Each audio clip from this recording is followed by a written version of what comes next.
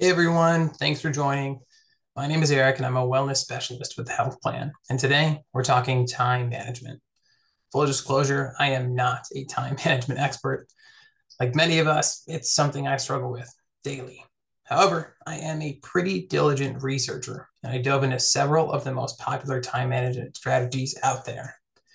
Most of the advice you'll find is pretty similar, and it's about adopting some type of system to optimize your daily routine. There are tons and tons of books, podcasts, and TED Talks that will offer this type of advice. You could spend months, even years, trying out each one to see what works for you. However, I was looking for something different, and I found it in a book written by the author Oliver Burkeman. The book is called 4,000 Weeks, Time Management for Mortals, and it offers up a different approach to time management, and that's what we're going to take a look at today. Time management is probably something we're all familiar with. Today, we're going to discuss how traditional time management strategies can sometimes do more harm than good and how we can move past them. We'll explore a different take on productivity, introduce some new time management ideas, and put it all together at the end as we consider how to incorporate these new strategies. We've all heard about the importance of using time wisely, but what does using time wisely even mean? Usually it means cranking up our productivity and optimizing every minute. But what if we shifted our focus away from outright productivity and instead focused on living in a way that aligns with our goals and core values?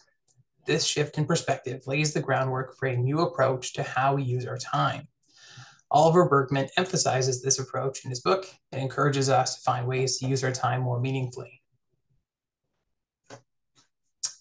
Traditional time management methods, like those from experts David Allen and James Clear, focus a lot on maximizing every minute. They involve creating detailed schedules, setting lots of goals, and constantly striving to do more and more and more. While these strategies have their strengths, they can sometimes focus too heavily on getting things done quickly rather than thoughtfully. This constant grind contributes to stress and burnout, and today our society ties up a lot of value in our ability to hustle. I think it's worthwhile to take a step back and reevaluate our relationship to time. After reading Burkeman's book, I identified 3 key principles that outline his approach to time management. Stated simply, these principles are embrace your limits, accept uncertainty, and prioritize. The first key principle and the overarching theme of Burkeman's book is to embrace our limits. Frankly, our time is limited. There are only 24 hours in a day, and while those hours look different for everyone, they're never guaranteed. For me, trying to cram as much as possible in each day, day after day, causes a lot of anxiety. Many of us feel pressured to maximize our waking hours. Work doesn't let up. We're trying to eat right, sleep for 8 hours, get into the gym, launch a side project, have a social life, make time for family, make time for ourselves. And it feels harder and harder to stay on top of our to-do lists. Just trying to keep up can get overwhelming quickly. Embracing our limits means acknowledging that we can't do everything. This acceptance helps us focus on tasks and experiences that matter the most, rather than being distracted by everything we can't get done. Facing our limitations can be uncomfortable, but it's crucial. By accepting that we can't do it all, we can channel our energy into what truly matters and make more deliberate choices about how we spend our time. This can help us let go of the guilt we associate with uncompleted tasks or unfulfilled ambitions. For me, this is especially difficult to acknowledge. I'm a sucker for a well-crafted how-to video. 5 minutes on YouTube, and I'm convinced that building a mahogany dining table is more reasonable and affordable than driving to IKEA. Never mind the fact that I consider a set of level shelves a personal win. I have 0 woodworking tools, and I live in a 1-bedroom apartment with no dining room and 0 room for all of the tables that I see online. Unfortunately, social media reinforces this type of thinking. We now have a high-definition window into every special interest imaginable. People, places, and things that once seemed entirely out of reach are now virtually in the palm of our hands. It has never been easier to entertain the idea of taking up a niche hobby for which we lack the time, experience, or equipment. There's nothing wrong with trying new things, but leaning too heavily into distraction can quickly eat up our limited time. For me, taking a step back and acknowledging these truths has removed a significant mental weight and has allowed me to enjoy some awesome content with a perspective more firmly grounded in reality. The second principle is to accept uncertainty. My background is in emergency medical services, so uncertainty used to be baked into my day-to-day. But that doesn't mean that I can't be caught off guard. On the day of my wedding, our late night pizza delivery ended up at our apartment and not the wedding venue. Despite several emails and assurances from the restaurant, the delivery driver ended up across town. However, after a moment of panic, I was able to embrace the situation for what it was. Will the wedding guests notice if the pizza arrived late? Nah, they didn't even know it was coming. Had it never arrived, I was one of the few people who would have ever noticed. Accepting uncertainty means recognizing that we can't predict or control the future, and no amount of planning can guarantee a perfect outcome. This acceptance can help us let go of the anxiety we feel when we try to organize our lives. When we accept that uncertainty is a part of life, we can open ourselves up to the possibilities that arise, even if they don't exactly align with our plans. This shift in perspective helps us to cultivate patience and to engage more fully with the present. Sometimes stuff happens, and what's important is how we respond. Finally, let's talk about prioritization. Prioritization is not just about being efficient. It involves choosing what aligns with our values and focusing our efforts on those areas. Sometimes this means focusing only on the most meaningful tasks and experiences, even if it means letting go of other less important ones. This also means confronting our fear of missing out and accepting that some projects and opportunities will always remain unfinished as long as we learn to embrace the joy of missing out. By prioritizing effectively, we can ensure that our time is spent on activities that enrich our lives and contribute to our well-being. Our choices matter. By choosing to do any one thing, we're simultaneously excluding all the other possible things we could be doing at that moment. By default, most of the time, we are going to miss out.